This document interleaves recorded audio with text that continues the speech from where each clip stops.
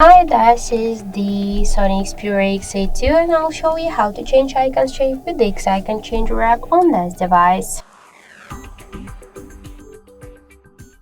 So first we should launch the Play Store application to get the Icon Changer app from the Play Store. So open the app and in the search bar enter the Icon Changer. So now we should get this application, that's why tap the install button and wait a couple of seconds.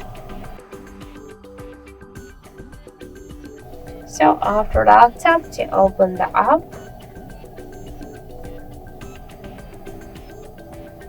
And here you'll see all of the available applications which icons you could change. For example, let's change the contacts icon.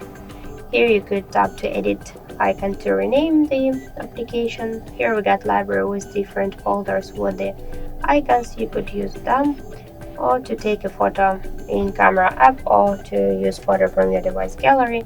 For example, let's select one from these available icons. So let's find the similar to the contacts one, tap to OK on the right upper corner. Now we just should wait a couple of seconds to skip the videos.